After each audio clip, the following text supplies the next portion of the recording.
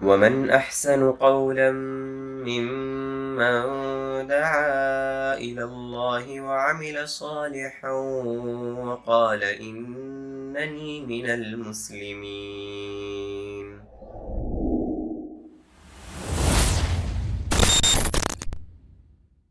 السلام علیکم ورحمۃ اللہ وبرکاتہ.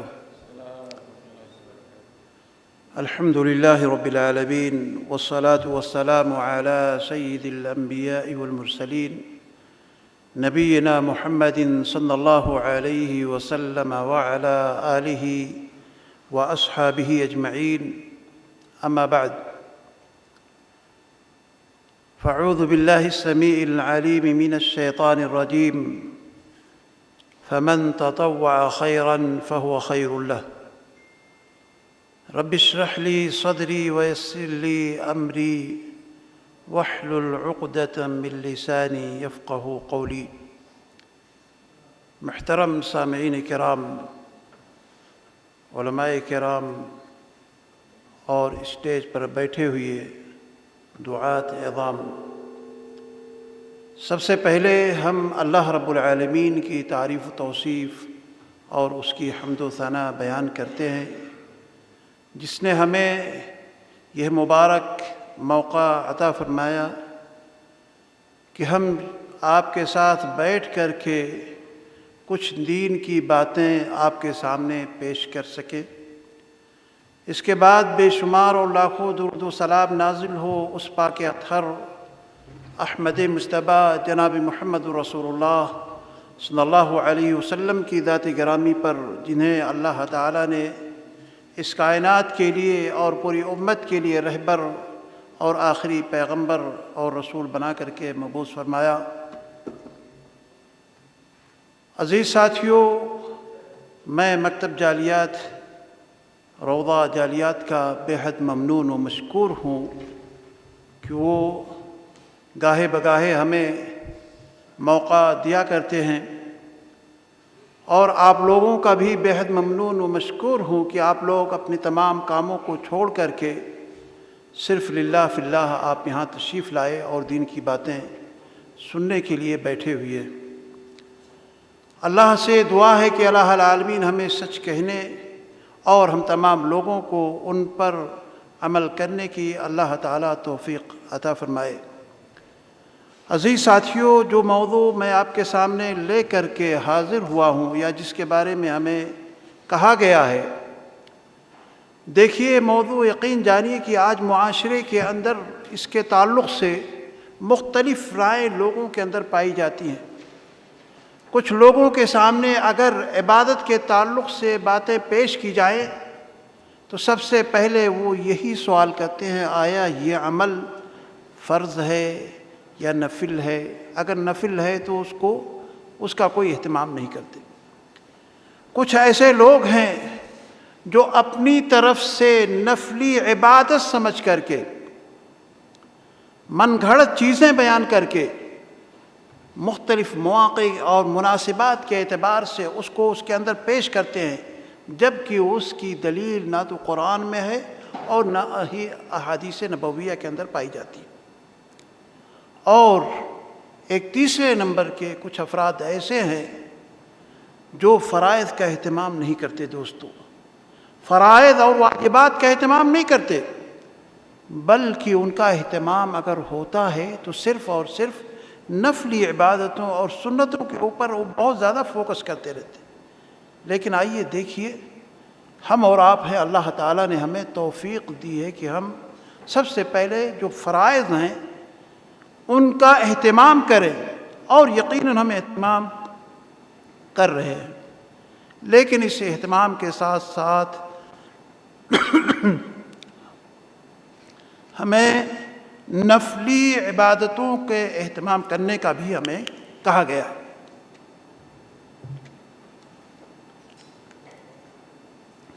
نفلی عبادت سے مراد وہ عبادتیں ہیں جنہیں انسان اپنی خوشی سے انجام دے، اپنی خوشی سے ان عبادتوں کو انجام دے، اور جن کے اوپر اللہ رب العالمین کی طرف سے اسے ثواب عطا کیا جاتا ہے، اور اگر انسان نہ کر پائے تو ایسی صورت میں اللہ تعالیٰ کی جانب سے کوئی گرفت نہیں ہوتی. یہ ہے نفلی عبادت کا مفہوم.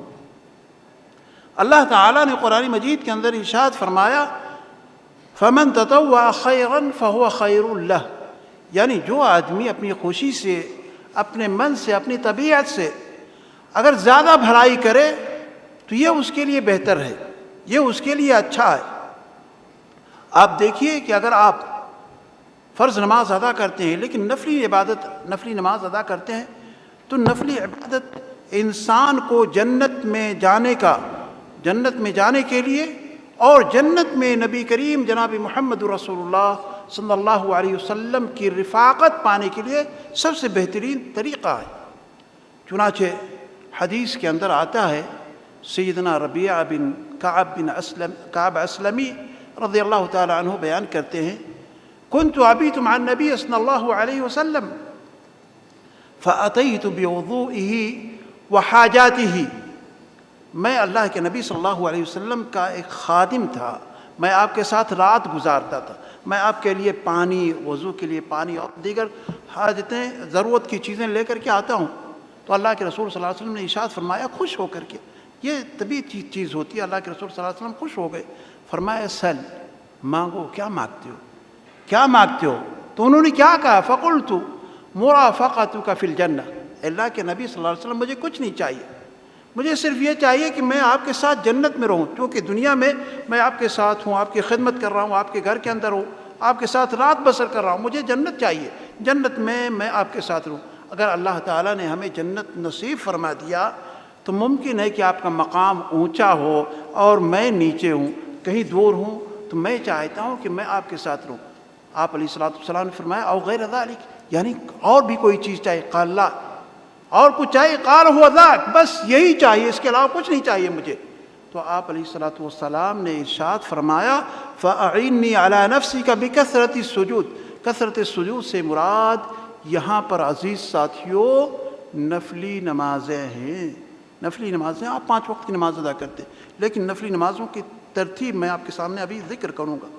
تو آپ علیہ الصلوۃ والسلام نے کہا کہ صرف ہماری دعا کے اوپر اعتبار مت کرو کہ ہاں ہم نے جو کہہ دیا ٹھیک ہے، آپ اس کے لیے کچھ ایسے اعمال کیجئے، کچھ ایسی چیزیں کیجئے کہ جس کے ذریعے سے یہ تمہارے لیے معاون اور مددگار ثابت ہوں.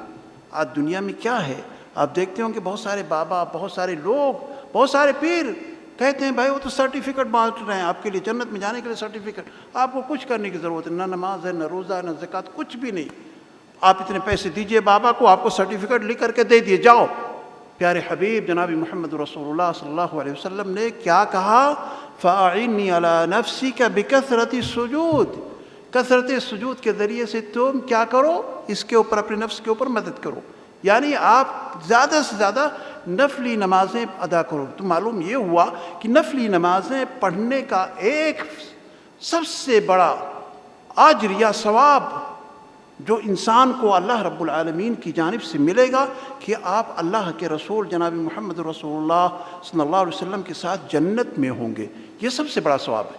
یہی نہیں، دوسرا ثواب اور میں آپ کے سامنے بیان کرتا ہوں کہ اللہ کے نبی جناب محمد رسول اللہ صلی اللہ علیہ وسلم نے ارشاد فرمایا کہ نفلی نمازیں ہمیں مسجد کے اندر ادا کرنے کے لیے نہیں کہا گیا، بلکہ کہا گیا کہ نفلی نمازوں کو ہم گھروں کے اندر ادا کریں.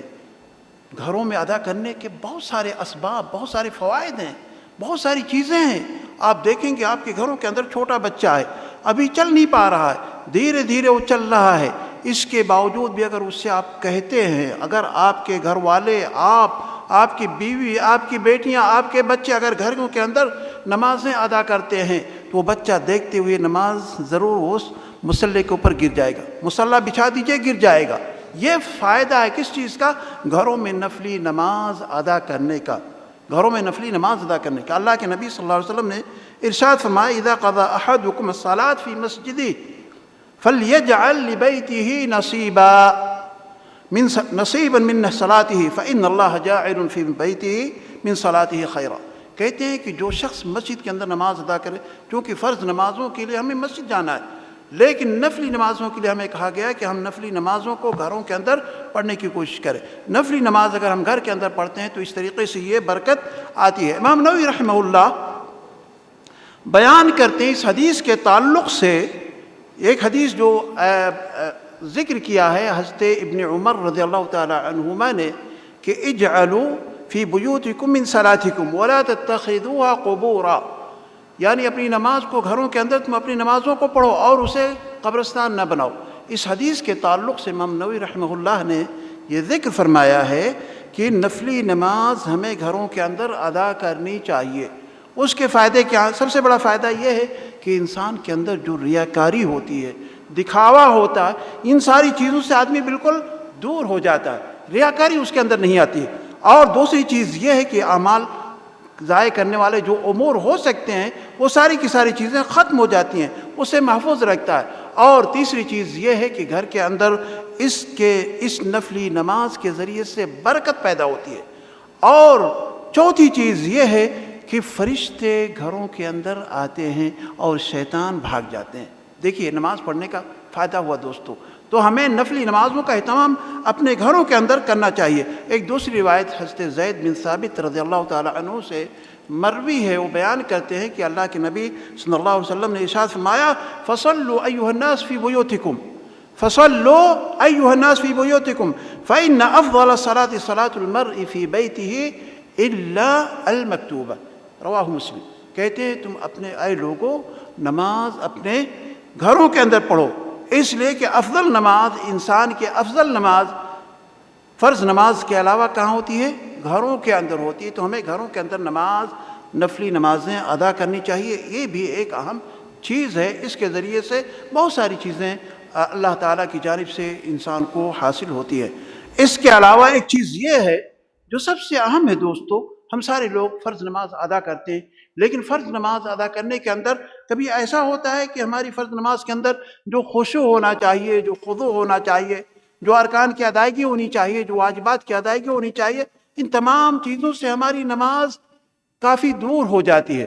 تو ان تمام چیزوں کی ان کمیوں کو پوری کرنے کے لیے یہ نفلی نمازیں ہوا کرتی ہیں۔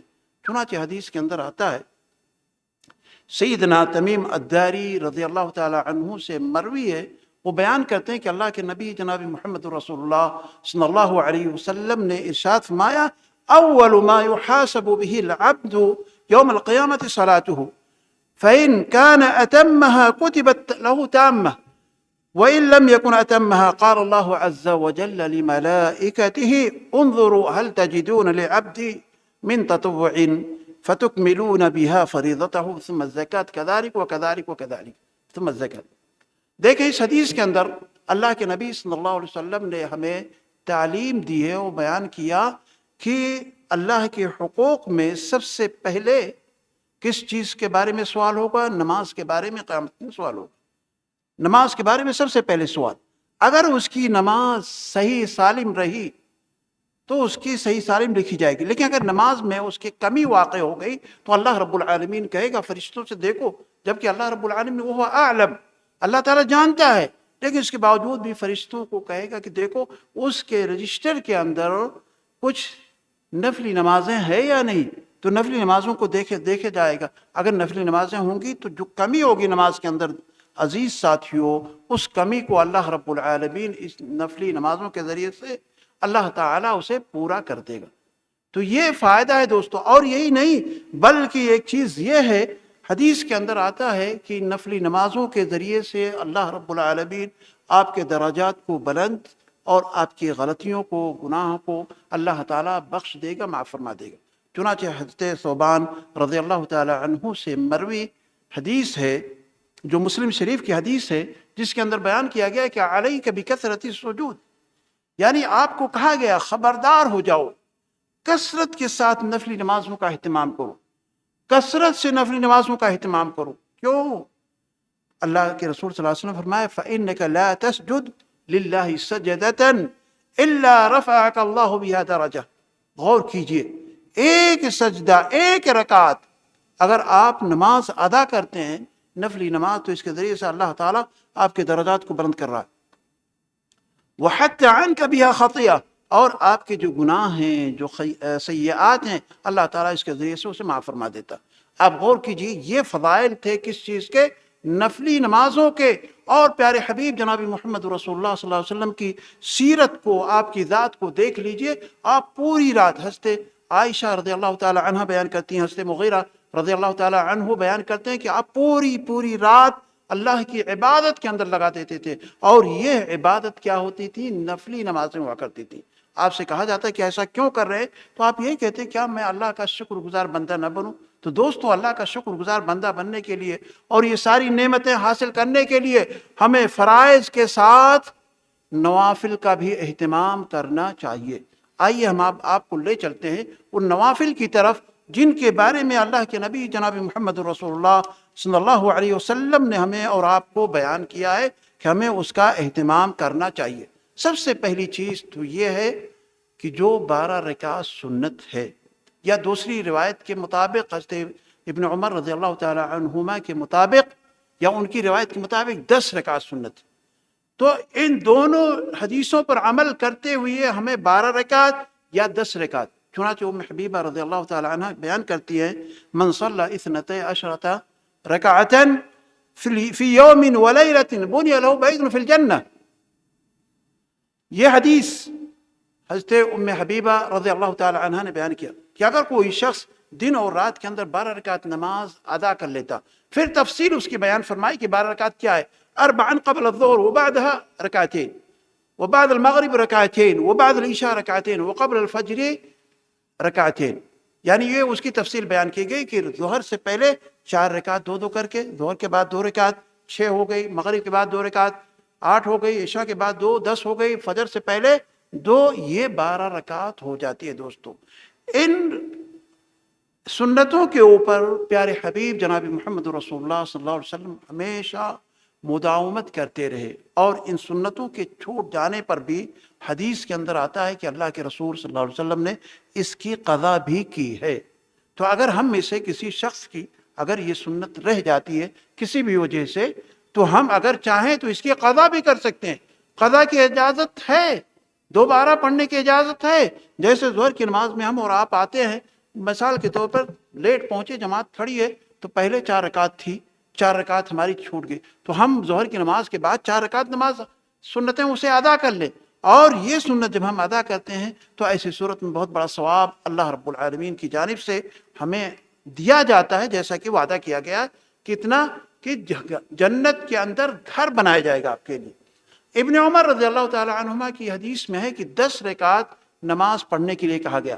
علامہ ابن باز رحمہ اللہ نے ان دونوں حدیثوں کو سامنے رکھتے ہوئے یہ فیصلہ کیا ہے، ترجیحی صورت پیش کی ہے کہ ہمیں افضل یہ ہے کہ ہمیں 12 رکعت ہی پڑھنا چاہیے.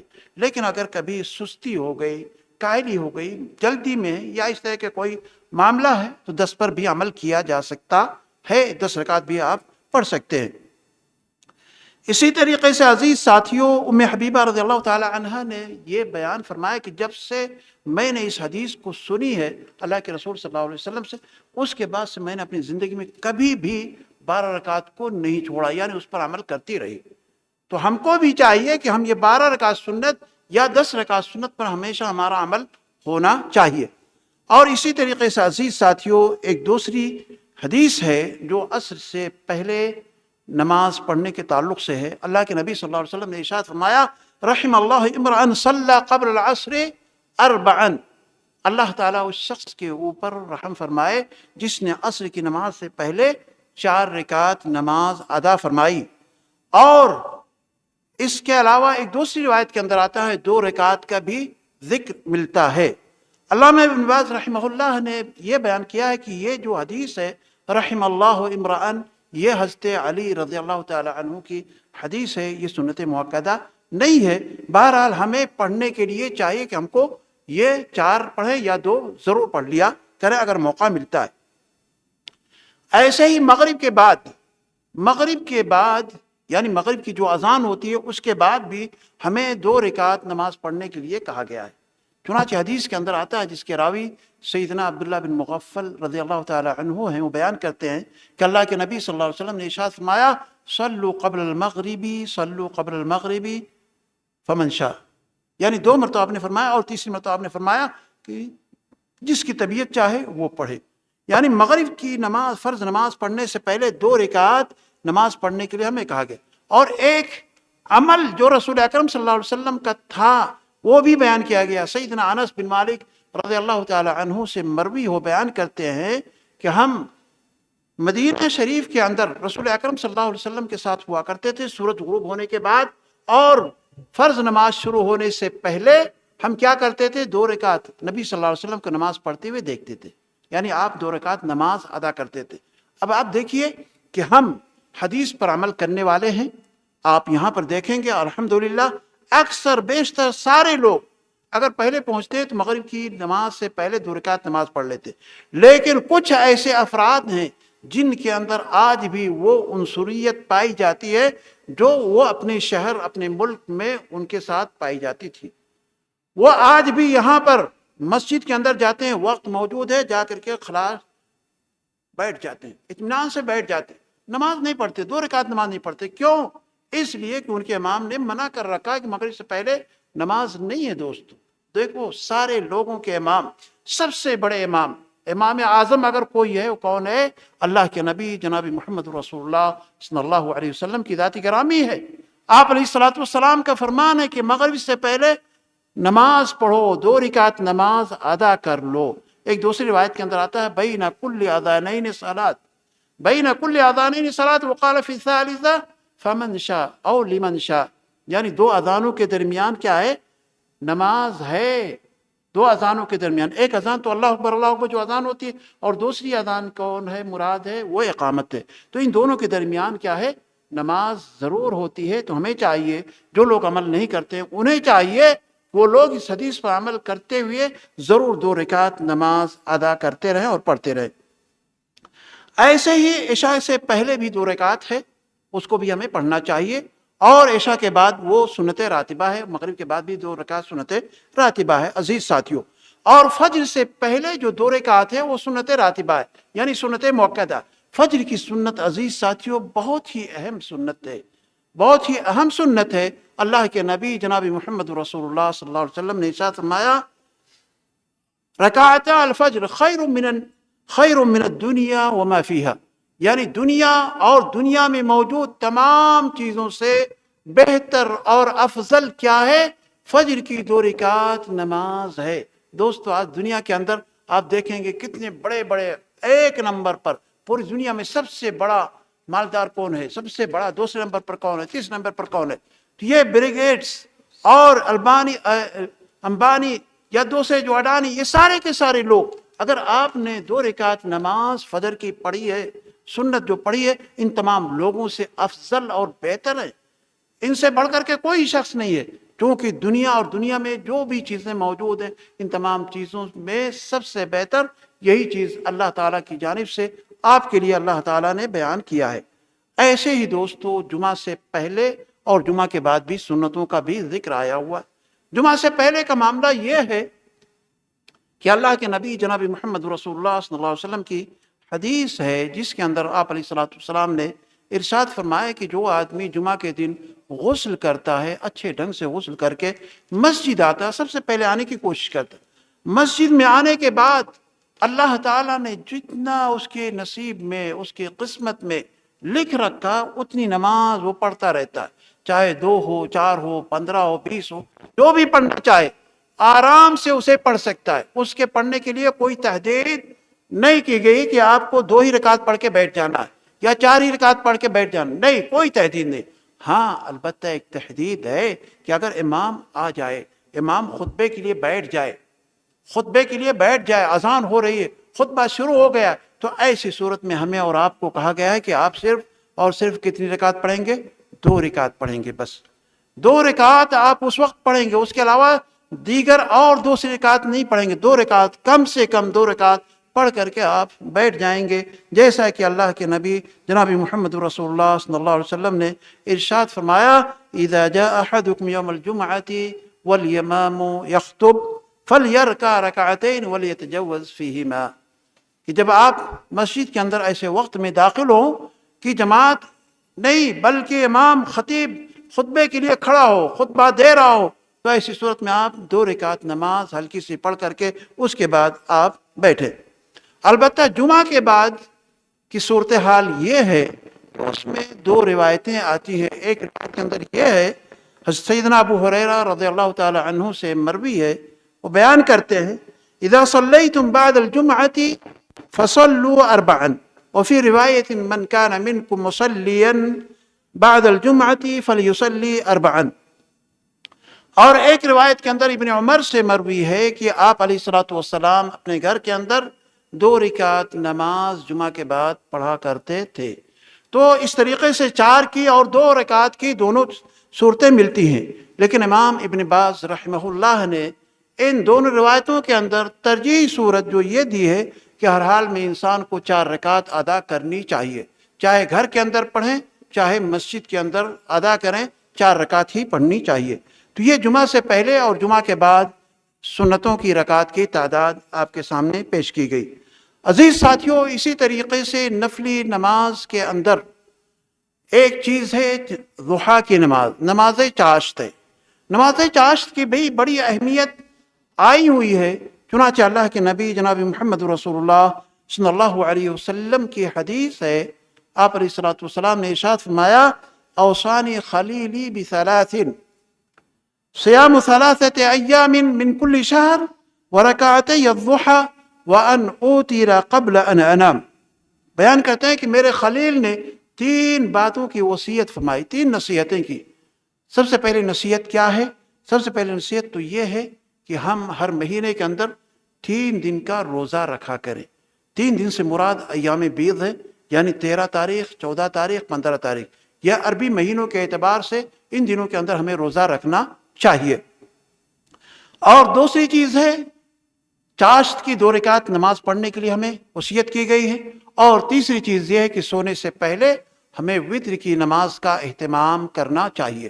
تو یہ 3 چیزیں بہت ہی اہم ہیں دوستو. اور اسی طریقے سے ایک دوسری روایت کے اندر آتا ہے کہ اگر کوئی شخص نماز فجر جماعت کے ساتھ ادا کرتا ہے اور پڑھنے کے بعد مسجد کے اندر بیٹھ کر کے اللہ کے ذکر و اذکار کے اندر اپنے آپ کو مشغول رکھتا ہے، قرآن کی تلاوت کرتا ہے، سورج طلوع ہو جاتا ہے، یہاں تک کہ سورج طلوع ہو جاتا ہے اور 15 منٹ کے بعد 2 رکعت نماز ادا کرتا ہے، تو ایسی صورت میں اللہ تعالیٰ کی جانب سے اسے کتنا بڑا انعام، ایک حج اور ایک عمرے کا ثواب اللہ رب العالمین کی جانب سے دیا جاتا ہے. چنانچہ حدیث کے الفاظ ہیں من صلی الفجر فی جماعت ثم قعد يذكر الله حتى تطلع الشمس ثم صلى ركعتين كانت له كأجر حجة وعمرة تامة وتامة.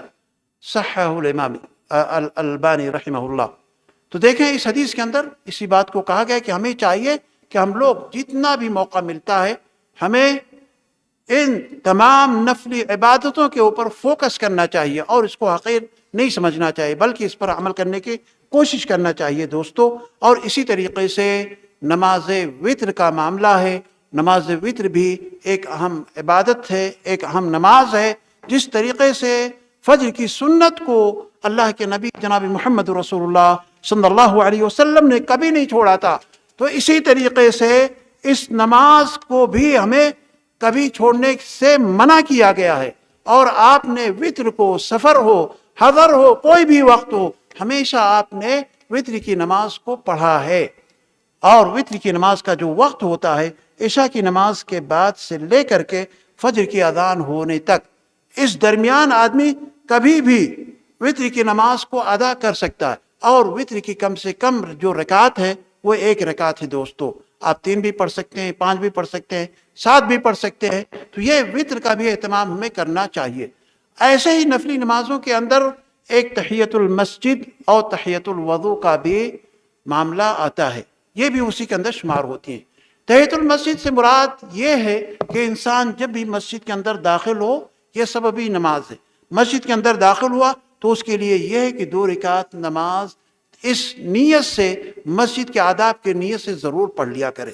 کیونکہ حدیث کے اندر آتا ہے، اللہ کے نبی صلی اللہ علیہ وسلم نے ارشاد فرمایا، سیدنا ابو قتادہ رضی اللہ تعالی عنہ سے مروی ہے کہ اذا دخل احدکم المسجد فلیرکع رکعتین قبل ان یجلس، یعنی بیٹھنے سے پہلے 2 رکعت نماز مسجد میں داخل ہونے والے کے لیے ضروری کہ پڑھ لیا کرے.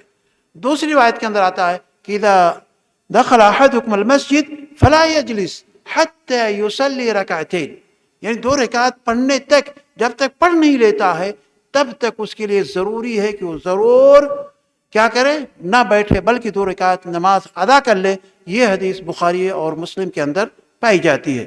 ایسے ہی تحیۃ الوضو کے تعلق سے ہے کہ جب بھی آدمی وضو کرے تو وضو کرنے کے بعد ضرور آ کر کے 2 رکعت نماز ادا کر لے۔ یہ بھی سببی نماز ہے دوستو۔ اس کے لیے نہ تو آپ کو زوال کا وقت دیکھنا ہے اور نہ ہی آپ کو سورج نکلنے کا وقت دیکھنا ہے اور نہ ہی اس کو آپ کو فجر کے بعد کا وقت دیکھنا ہے، نہ عصر کے بعد کا وقت دیکھنا ہے، نہیں، کچھ نہیں۔ جب بھی آپ نے وضو کیا، جب بھی آپ مسجد کے اندر داخل ہوئے تو آپ کو اجازت ہے کہ آپ 2 رکعت نماز ادا کر لیجئے۔ تحیۃ الوضو کی فضیلت اور اس کے مقام کو دیکھیے کہ اللہ کے نبی جناب محمد رسول اللہ صلی اللہ علیہ وسلم سیدنا بلال رضی اللہ تعالی عنہ سے فرما رہے، یا بلال حدثنی بارجع عمل عملته فی الاسلام فانی سمعت دفن علیک بین یدی فی الجنہ۔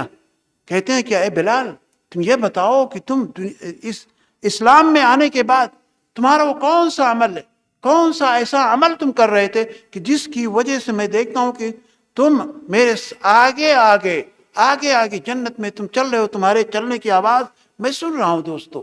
یعنی کون سا عمل ہے، کون سا عمل کیے ہو؟ تو سیدنا بلال رضی اللہ تعالیٰ عنہ نے کہا کہ اللہ کے نبی میں نے کوئی عمل نہیں کیا، کوئی ایسا عمل ہمارے پاس نہیں سوائے اس کے کہ میرا جب بھی وضو ٹوٹ جاتا ہے میں بغیر وضو کے نہیں رہتا، فوراً جا کر کے وضو کرتا ہوں اور وضو کرنے کے بعد آ کر کے 2 رکعت نماز ادا کر لیتا ہوں۔ غور کیجیے، دیکھنے میں تو ہلکی چیز ہے لیکن اس کا ثواب کتنا ہے دوستو، کتنی بڑی نیکی ہے، کتنا بڑا اجر ہے اللہ رب العالمین کی طرف سے کہ اللہ کے نبی صلی اللہ علیہ وسلم دیکھتے ہیں خواب میں کہ میرے آگے سیدنا بلال رضی اللہ تعالی عنہ چل رہے ہیں۔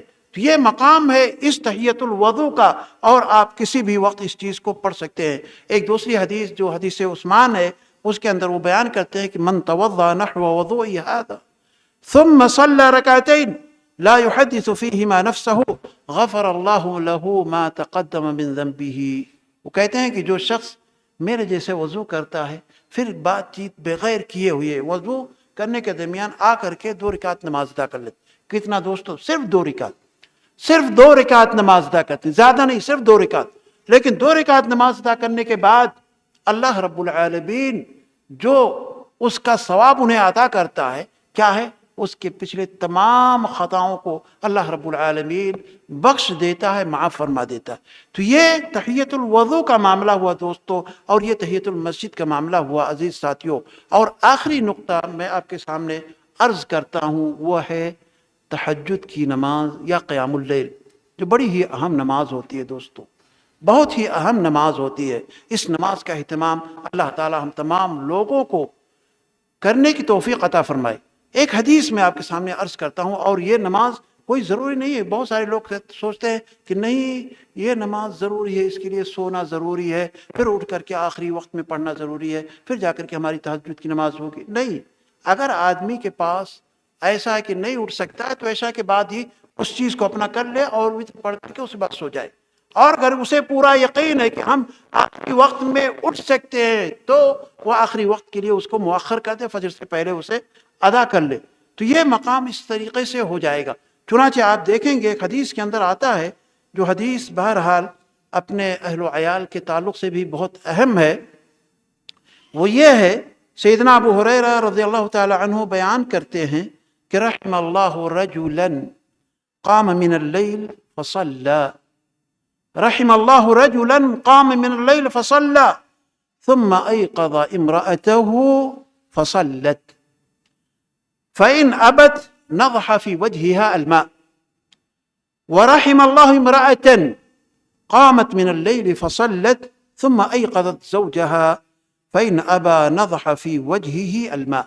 غور کیجئے کہ اللہ کے نبی صلی اللہ علیہ وسلم نے اس حدیث مبارکہ کے اندر زوج کو اور زوجہ کو، میاں کو اور بیوی کو، دونوں کو کتنی بہترین نصیحت فرمائی، اور کتنے خوش نصیب ہیں وہ زوجے، وہ جوڑے کتنے خوش نصیب ہیں دوستو۔ اگر وہ جوڑے ہمارے درمیان موجود ہیں تو میں انہیں مبارکباد ہی پیش کرتا ہوں، اور اللہ تعالیٰ کی طرف سے رسول اکرم جناب محمد رسول اللہ صلی اللہ علیہ وسلم کی جانب سے ان کے لیے بہت بڑی خوشخبری ہے۔ اللہ رب العالمین ایسے جوڑوں کے اوپر رحم فرمائے، ایسے شخص کے اوپر رحم فرمائے جو راتوں کو اٹھے اور نماز ادا کرے، یعنی تہجد کی نماز ادا کرے، پھر اپنی بیوی کو جگائے، پھر اس کی بیوی بھی نماز ادا کرے۔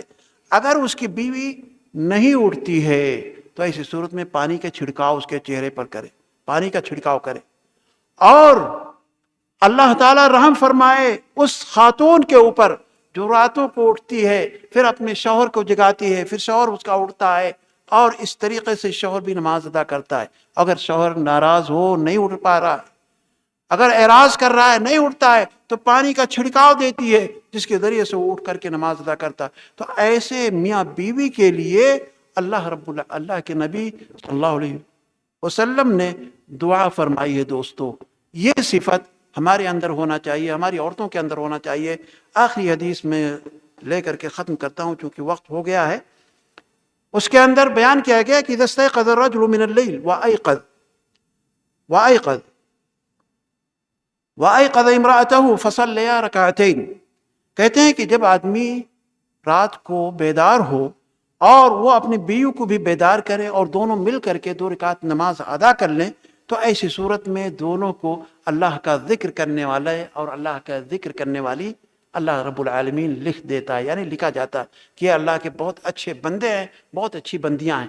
ہم اللہ رب العالمین سے دعا کرتے ہیں کہ اللہ العالمین یہ نمازیں جو ہم فرض نمازیں ادا کرتے ہیں، اس کے علاوہ جو نفلی نمازیں ہیں جو آپ کے سامنے نکات کی شکل میں پیش کیے گئے ہیں، ان تمام کے اوپر اللہ تعالی ہمیں عمل کرنے کی توفیق عطا فرمائے۔ اور ایک چیز یہ بھی دھیان میں رکھے کہ نفل نماز اگر کوئی آدمی پڑھ رہا ہے تو اگر ثقیل ہے، لمبی صورت پڑھ رہا ہے، تو ایسی صورت میں اسے بیٹھ کر کے بھی پڑھ سکتا ہے، بیٹھ کر کے پڑھنے کی بھی اجازت ہے، گرچہ اس کے پاس طاقت ہے۔ اسی طریقے سے نفلی نماز جماعت کے ساتھ بھی پڑھی جا سکتی ہے۔ اللہ رب العالمین سے دعا ہے کہ اللہ العالمین ہمیں اور آپ کو ان باتوں پر عمل کرنے کی توفیق عطا فرمائے، اور ہم تمام لوگوں کو جس طریقے سے فرض نمازوں کی ہم اہتمام کرتے ہیں، اللہ تعالی ہمیں نفلی نمازوں کا بھی اہتمام کرنے کی توفیق بخشے۔ آمین۔ وآخر دعوانا ان الحمد للہ رب العالمین۔